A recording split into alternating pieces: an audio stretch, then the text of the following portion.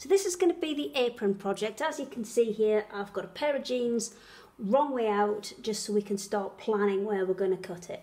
And what I would say is if there's any pieces and features you want to keep, you need to plan these in as you do at this point, because this is where you're going to be kind of creating your pattern on the fly. So what I've done is I wanted to keep that back pocket that's on there, and then these two front pockets, which would be on the kind of the hip, the side of the jeans.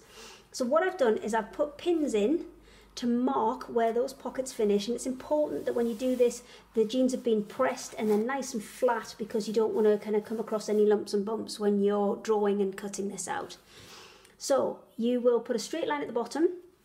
That's going to be the bottom of your apron, and then as you come along, you're going to use your French curve to mark out the curve of the side of the apron, and you're going to cut this through both layers. So ideally you want to make sure that when you start to cut that that's lined up at the top and nice and even.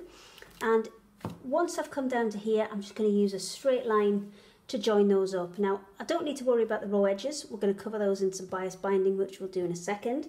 But one of the other things to remember is if you're wanting to keep the belt loops in as a feature, then you're going to need to cut about there or even a little bit lower, because you're going to get the bias binding on. If you're going to take those off, you can come right the way up to the top and you'll not need to add your bias binding to that top bit. So I'm going to go ahead and get the scissors and cut this first piece out. So I've put in the initial cut, and this is the point where you're better off not cutting all the way up to the top, but actually working with the design of the jeans to get the most out of it. Now on here, I actually want to keep most of these belt loops. I'm going to take a couple off to make a scissor holder, but for now I'm going to keep most of them. So I need to work out where I'm going to put my bias binding and which pieces I'm going to remove from the jeans. So this piece here, this pocket, I've already taken off because there was actually a rip in the back of it, so that I can use as an additional pocket when I put it on. And I'm going to take off this belt loop and this belt loop, because they're going to form my scissor holder. And then just see where I'm up to here, that's the back of it's the far side of the apron. So what I'm going to do is cut that and kind of just taper that round. So I'm going to lose this heavy seam because that's going to be difficult for me to sew. I'm going to taper that round so that it falls in line with the waistband there. So I think it's going to be easier to show you once I've cut it out, so I'll cut the whole thing out, and then once it's flat I'll show you exactly where I've been.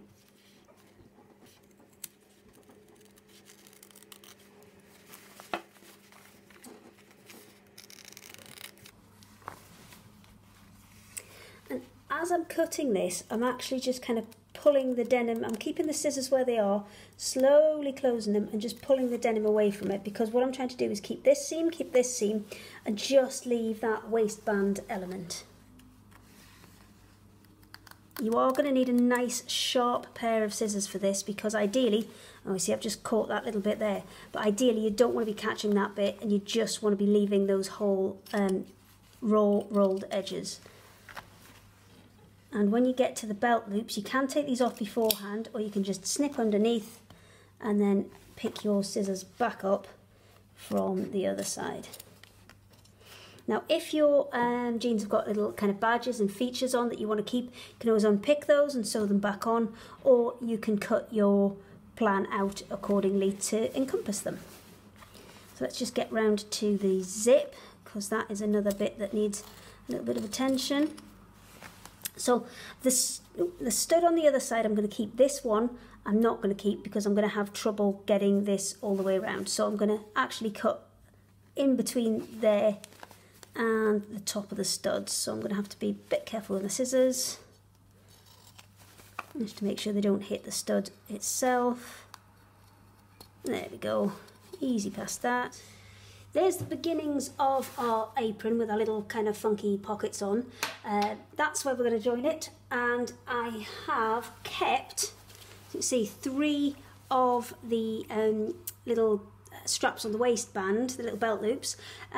on here for the minute, but I do need to take these off because I'm going to use them to create a little slot that I can put my scissors in. So what I'm going to do is actually come into these and unpick the stitching for these. So there is a separate row of stitching, so just be a little bit careful because you don't really want to catch this decorative row stitching here. You only want to catch the ones that are holding the belt loops on. So I would advise going slowly, one at a time, and then just pulling it away so you can really clearly see the ones that you should be cutting and the ones that you need to leave as behind as the decorative stitches. So I'm going to take all 3 of these loops off, and then we'll have a look at adding some extra detail. Everything's cut out now, and the apron is ready to add any of those accessories we want to add on. So what I've done is I've taken the other back pocket off of the jeans because I thought they would be quite nice, we could use those, and I've also reclaimed a couple of the belt loops as well because I thought we could use those as well. So the next job is to add these on, and I would definitely add these on before you go ahead and add your binding. So I need to just have a little play about with these. I quite like that actually, quite like that there, and then maybe we'll put these 2 here just so we can add the scissors on. Actually, let's measure them for my scissors. So we'll have, I want them to sit about there, so we'll need 1 at the top and 1 probably about there. So that's going to be my finished apron. So what I'll do is I'll go ahead and stitch all these down, and also with this pocket, let me just move this out of the way so we can have a quick look at that. This pocket, as you can see at the minute, is sticking out beyond my where my binding would be. So what I would actually do is again go and press that, make sure it's nice and flat before I start, and then I would just put a little line of stitching around here, just say, I mean not even a 1/4 inch, just maybe 1/8 of an inch in, just to hold that in position, and then I would trim that excess off in line with the denim so that I can then cut that away and lose that little extra piece of pocket. So I'll go and do all those bits, get this sewn on, and get those 2 extra belt loops added as well. Oh, maybe I'll have them on a funny angle. Oh yeah, that's better. I'm going to go with that angle. I like it. So everything's positioned. I'll pin it all down, I'll get it stitched on, and then I'll come straight back to you to finish it off and add the binding. A couple of tips for when you're sewing with denim. With these pockets, what I've tended to do is start at the bottom where it's kind of at its thinnest and then work my way around. And once you get to these thicker bits, like on the corners, if you just hand turn the machine, then you'll find it will go through, but you just need to be a little bit more patient with it and be able to hand turn it. So let's just get around this corner and have a look. So I'm using the old lines of stitching as a template, and that's where I'm aiming to get my stitches more or less back into. And I'm just top stitching this pocket back into place. So I'm going to stop on that corner, pop my needle down, allow it to come straight again, and I've moved my needle across and I'm using the edge of the kind of toe of that foot as my guide, so I get those really fine little seams allowances as well.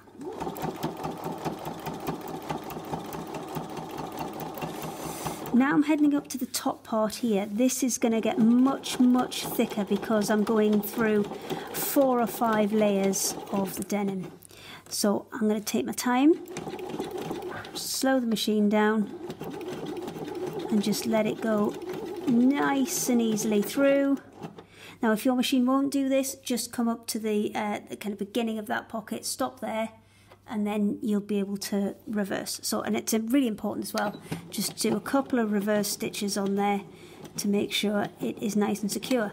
Now needle wise, I would recommend a size 90 needle because that's a little bit thicker. It will take that denim much better, and also I would say make sure it's nice and sharp because there's nothing worse than trying to push a blunt needle through a heavy fabric. So my pocket's on. I've still got to attach my 2 belt loops to create the scissor holder, and then we're ready to add the binding. Now with the belt loops, what I've done is I've just flattened them out because these are usually turned in and you'll end up going through 6 to sometimes 8 layers of denim in one go on top of the piece that you're sewing into. That's just a bit much for the machine that I'm using, so I've just undone them and flattened them out, and then I'm only going through the 3 layers. Much easier to sew, much better than those really thick layers. So I would definitely recommend doing that, or even turning them over where you can get that extra bit of detail where you can see the stitched seam in there as well. So I think they look absolutely fine like this because we've got nice kind of frayed edges. It adds to the rustic look, so I'm not worried about that at all. And denim is generally pretty good. It doesn't kind of fall apart fray on you. It will give you some character, like here, but it won't fall apart on you. Back from the sewing machine, we've now got the extra pocket on and our little kind of scissor holder using those belt loops in there as well. So the last thing I need to do now is add the bias binding. Oh, actually, I forgot to sew that piece in. I'll sew that piece in first and then I'll add my bias binding. So the bias binding included in the Fabazine kit is this really nice navy blue. So it's this one here. Now obviously I've got a kind of beigey sandy coloured denim that I'm using here. You can use blue, you can use whatever you can get your hands on. And what I'm going to do is just edge the whole of this piece in the navy blue just to finish it off. So I will go ahead, take this to the ironing board and press it in half first, because that will make my life so much easier when it comes to adding it on, and then work my way all the way around. Remember, I'm going to trim the excess of that pocket off as well and complete the apron.